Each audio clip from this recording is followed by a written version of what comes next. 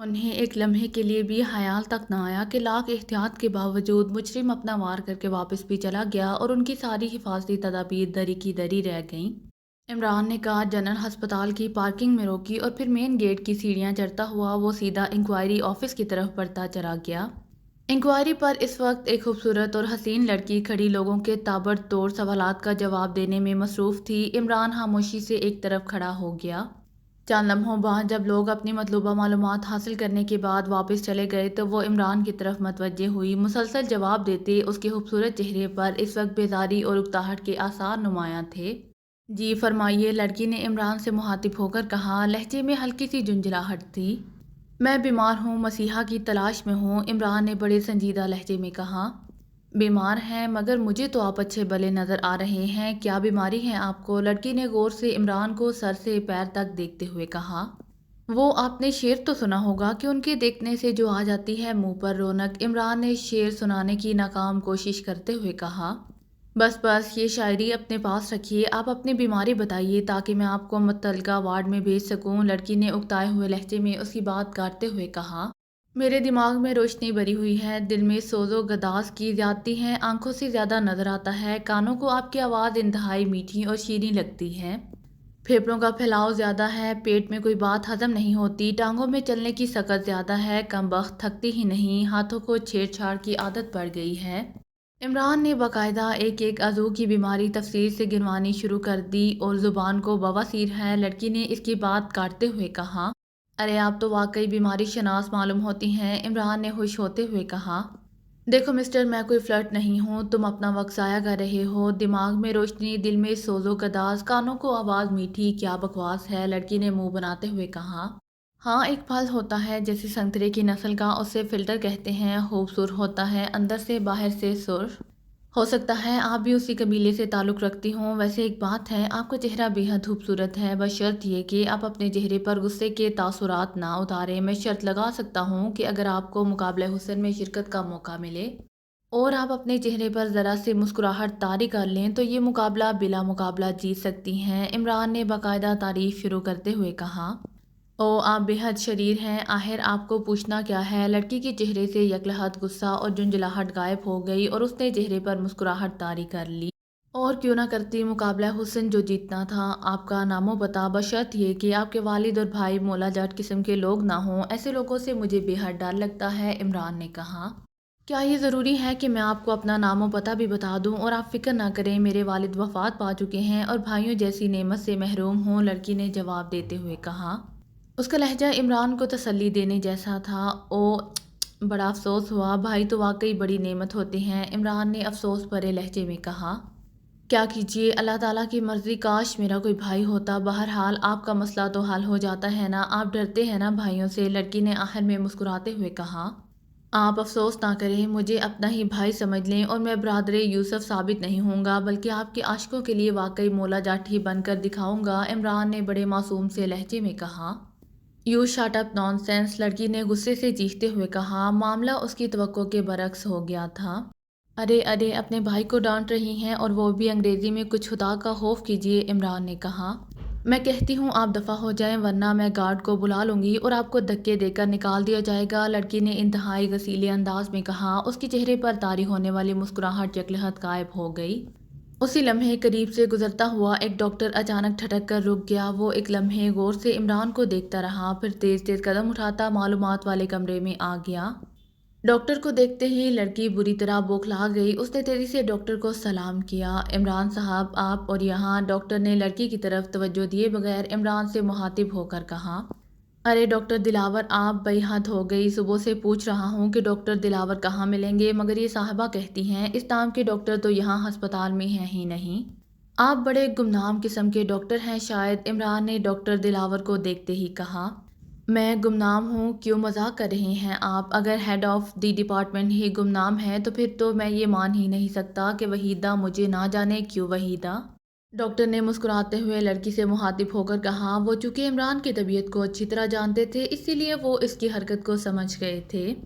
जज जज जनाब, ये तो, लड़की इतनी बौखला गई कि उससे बात ही ना हो सकी।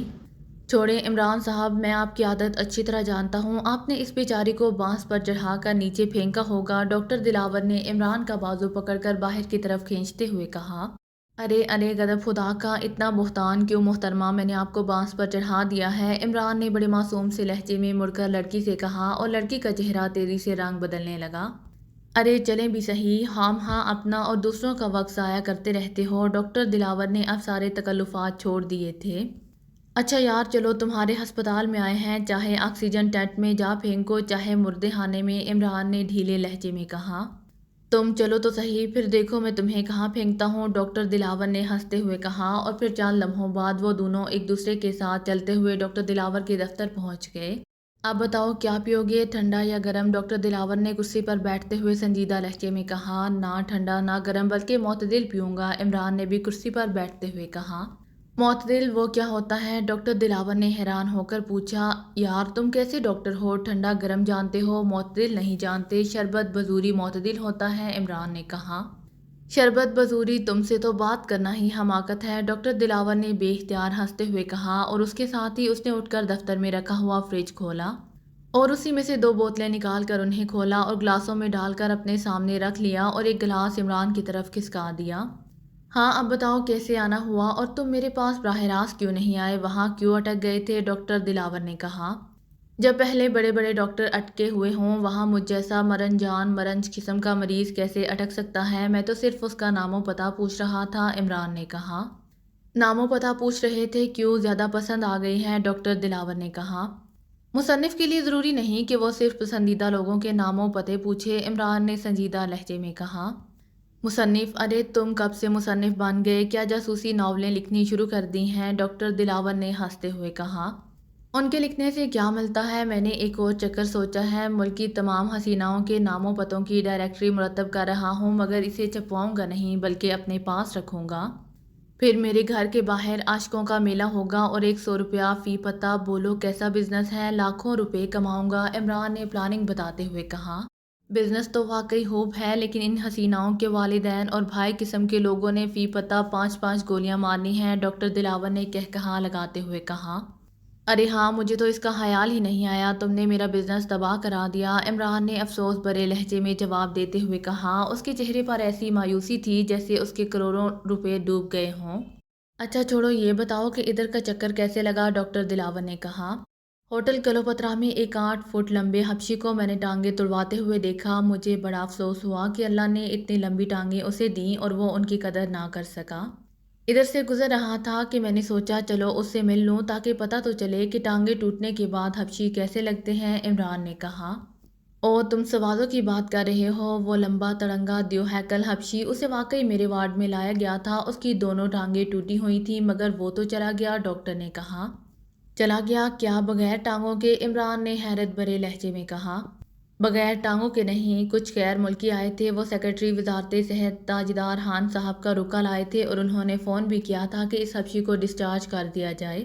چنانچہ میں نے ڈسچارج کر دیا اور وہ اسے لے کر چلے گئے، ڈاکٹر دلاور نے کہا۔ کس وقت کی بات ہے، عمران نے حیرت بھرے لہجے میں کہا۔ ابھی آدھا گھنٹہ پہلے، میں نے اس کی ہڈیاں جوڑ کر انہیں پلسٹر کر دیا تھا، وہ اسے ایک بڑی ویگن میں ڈال کر لے گئے ہیں اور میں اسی بات پر حیران ہوا تھا کیونکہ ویگن انہوں نے عقبی دروازے پر کھڑی کی تھی اور وہیں سے وہ اسے لے کر گئے ہیں، مگر تاجدار خان صاحب کے فون کی وجہ سے میں خاموش رہا، ڈاکٹر دلاور نے جواب دیا۔ او مگر تاجدار خان کا اس حبشی سے کیا تعلق، وہ رکا ہے تمہارے پاس، عمران نے سنجیدہ ہوتے ہوئے کہا۔ نہیں، وہ تو میں نے انہیں واپس کر دیا تھا، ڈاکٹر دلاور نے کہا۔ کیا تم تاجدار خان صاحب کی آواز پہچانتے ہو، عمران نے کچھ سوچتے ہوئے کہا۔ ہاں اچھی طرح، وہ ہمارے محکمے کے باس ہیں، فون پر وہی تھے، ڈاکٹر دلاور نے کہا۔ او ٹھیک ہے، اچھا شکریہ، عمران نے اٹھتے ہوئے کہا، اور پھر وہ ڈاکٹر دلاور سے مصافحہ کر کے تیزی سے کمرے سے باہر نکلتا چلا آیا، اس کے چہرے پر ہلکی سی پریشانی کے آثار نمایاں تھے کیونکہ تاجدار خان سیکرٹری وزارت صحت کا فون اور اس حبشی کے لیے بات کچھ بن نہیں رہی تھی، اس سے تو صاف ظاہر تھا کہ تاجدار خان مجرموں سے ملے ہوئے ہیں۔ عمران ہسپتال سے باہر آیا اور ایک طرف بنے ہوئے پبلک بوتھ کی طرف بڑھتا چلا گیا، اس نے سکے ڈال کر ریسیور اٹھایا اور پھر تیزی سے نمبر ڈائل کرنے شروع کر دیے۔ جی فرمائیے، دوسری طرف سے ایک آواز سنائی دی۔ تاجدار خان صاحب سے بات کرائیے، میں سینٹرل انٹیلیجنس بیورو سے بول رہا ہوں، عمران نے سنجیدہ لہجے میں کہا۔ خان صاحب تو ایک بین الاقوامی کانفرنس میں شرکت کے لیے جنیوا گئے ہوئے ہیں، وہ ایک ہفتے بعد آئیں گے۔ دوسری طرف سے جواب دیا گیا۔ کب گئے ہیں؟ عمران نے چونکتے ہوئے پوچھا۔ 4 روز ہو گئے ہیں، دوسری طرف سے جواب دیا گیا۔ او اچھا، شکریہ، عمران نے کہا اور کریڈل دبا دیا۔ وہ سمجھ گیا کہ صرف حبشی کو وہاں سے ڈسچارج کرانے کے لیے تاجدار خان کا نام استعمال کیا گیا۔ اس نے دوبارہ سکے ڈال کر نمبر گھمائے۔ X2۔ دوسری طرف سے X2 کی آواز سنائی دی۔ عمران بول رہا ہوں طاہر، اس حبشی سوالوں کو ہسپتال سے ڈسچارج کرا لیا گیا۔ کیپٹن شکیل کی طرف سے کوئی رپورٹ ملی ہے؟ عمران نے کہا۔ جی ہاں، کیپٹن شکیل نے ابھی رپورٹ دی ہے کہ اس نے اس ویگن کو تلاش کرنے کی بے حد کوشش کی، لیکن دلاور چوک پر اچانک ٹرین آ جانے کی وجہ سے پھاٹک بند ہو گیا اور اس طرح وہ وین نکل گئی۔ اس نے اس ویگن کو تلاش کرنے کی بے حد کوشش کی لیکن بے سود، بلیک زیرو نے جواب دیتے ہوئے کہا۔ اس کا مطلب ہے کہ یہ آخری کلو بھی ہاتھ سے نکل گیا۔ اب کوئی نئی بات سوچنی پڑے گی۔ اوکے، تم ایسا کرو کہ ممبروں کو شہر میں گشت کے لیے کہہ دو، انہیں مادام ٹیلر اور اس کے ساتھی کا حلیہ بتا دینا۔ اس سے ملتے جلتے حلیوں کے غیر ملکیوں کی انہوں نے نگرانی کرنی ہے، وہ ضرور باہر نکلیں گے، چاہے میک اپ میں ہی کیوں نہ ہو، شاید کوئی کلو مل جائے۔ عمران نے کہا۔ بہتر میں بھی ہدایات دے دیتا ہوں، بلیک زیرو نے جواب دیا اور عمران نے ریسیور رکھ دیا اور پھر بوت سے باہر نکل آیا۔ اب وہ اپنے فلیٹ کی طرف واپس جا رہا تھا، اس کا ذہن بری طرح الجھا ہوا تھا۔ اس کیس میں کچھ ایسا ہو رہا تھا کہ کسی بھی طرح کوئی لائن آف ایکشن سامنے نہیں آ رہی تھی اور نہ ہی مجرموں کے مقصد کا پتہ چل رہا تھا کہ ان کا اصل مشن کیا ہے۔ بہرحال وہ مطمئن تھا کہ جو بھی مشن ہوگا اس کے لیے انہیں لیبارٹری میں جانا ہی پڑے گا۔ اسے سر داؤد کی صلاحیتوں پر پورا بھروسہ تھا کہ وہ مشکوک ہوتے ہی ضرور اسے فون کریں گے۔ یہی سوچ کر وہ فلیٹ کی طرف چلا گیا۔ مادام، ہم کامیاب ہو گئے، کامیاب ہو گئے، ہائی برڈ نے خوشی سے اچھل کر دروازے میں داخل ہوتے ہوئے کہا۔ اچھا، وہ کیسے اتنی جلدی؟ مادام نے خوشی سے اچھل کر کھڑے ہوتے ہوئے کہا۔ ہاں، بس اتفاق ہے کہ کام بن گیا۔ ہائی برڈ نے جیب سے وہی اینک نکالی جو اس نے سر راشد کے میک اپ میں پہنی ہوئی تھی اور پھر اس نے اس کی کمانی کے کونے کو کسی پیچ کی طرح کھولنا شروع کر دیا اور اس کے بعد اس نے کمانی کے سرے کو زور سے جھٹکا۔ دوسرے لمحے ایک باریک سی فلم رول کی ہوئی باہر آ گئی، یلو فائل کی مکمل فلم۔ ہائی برڈ نے فلم مادام کی طرف بڑھاتے ہوئے کہا۔ ارے واقعی، مگر یہ ہوا کیسے؟ مادام نے حیرت بھرے لہجے میں فلم کو دیکھتے ہوئے کہا اور ہائی برڈ نے بتایا کہ سر راشد کے میک اپ میں یہ اینک پہنے میں سر داؤد سے ملنے چلا گیا۔ وہاں اس فارمولے کا ذکر آیا، میں نے اسے دیکھنے کی خواہش کی۔ انتظام میں پہلے کر کے گیا تھا، چنانچہ سر داؤد کے سامنے میں نے اس میں موجود جدید ترین کیمرے کو آن کر دیا اور فلم تیار ہو گئی۔ ہائی برڈ نے مسکراتے ہوئے جواب دیا۔ مگر اس کے لیے تو تیز روشنی چاہیے، مادام نے حیرت بھرے لہجے میں کہا۔ میں نے ٹیبل لیمپ جلوا لیا تھا، کام ہو گیا، ہائی برڈ نے جواب دیتے ہوئے کہا۔ Oh very good hi bird, very good, تم واقعی ہائی برڈ ہو، اونچی اڑانیں اڑتے ہو، جس فلم کے لیے ایکریمیا کی سیکرٹ سروس ساتھ ٹکراتی پھری، وہ فلم تم نے اتنی آسانی سے حاصل کر لی۔ ویری گڈ، تم واقعی حیرت انگیز صلاحیتوں کے مالک ہو، بہت خوب ہائی برڈ، بہت خوب۔ مادام کا چہرہ خوشی اور مسرت سے پھٹا پڑ رہا تھا۔ اب مسئلہ ہے یہاں سے فوراً نکلنے کا، ہائی برڈ نے سنجیدہ ہوتے ہوئے کہا۔ تو کیا ہوا، نکل چلتے ہیں، سیٹیں ریزرو کروا لو، مادام نے کہا۔ اتنا آسان نہیں ہو سکتا، سیکرٹ سروس نے ایئرپورٹ پر آدمی بھیج رکھے ہوں گے، اور پھر تمہارے سوادوں کا بھی مسئلہ ہے، اس کی ٹانگیں پلستر شدہ ہیں، وہ تو فوراً نگاہوں میں آ جائے گا، ہائی برڈ نے برا سا منہ بناتے ہوئے کہا۔ ہاں واقعی اس کے متعلق سوچنا پڑے گا، مادام نے سنجیدہ لہجے میں کہا۔ ہام ہاں کا طوطا پال رکھا ہے تم نے، گولی مار کر پھینک دو، اور ویسے بھی اب ٹانگیں ٹوٹنے کے بعد وہ تمہارے کس کام کا؟ اس کے لڑنے کی حالت تم نے دیکھ لی، ہائی برڈ نے کہا۔ تم تو ہم ہاں اس سے جلتے رہتے ہو، وہ حبشی بڑا خطرناک تھا، بہرحال میں نے اس پر بے حد محنت کی ہے اور آج تک اس نے کبھی کسی سے مار نہیں کھائی، اب ذرا مزید ٹریننگ لے لے گا، مادام نے تلخ لہجے میں کہا۔ چلو تمہاری مرضی، لیکن اب اسے یہاں سے کیسے لے جائیں گے؟ ہائی برڈ نے کہا۔ لے جانے کی کیا ضرورت ہے، وہ یہاں اس وقت تک رہے جب تک کہ وہ بالکل ٹھیک نہیں ہو جاتا، جب ٹھیک ہو جائے گا آ جائے گا، ہم دونوں نکل چلتے ہیں، مادام نے کہا۔ ہاں یہ ٹھیک ہے، اس طرح کسی کو ہم پر شک نہیں ہوگا، ہائی برڈ نے سر ہلاتے ہوئے کہا۔ اگر آپ کو میری ویڈیو پسند آئے تو please like, share and subscribe کرنا مت بھولیے گا۔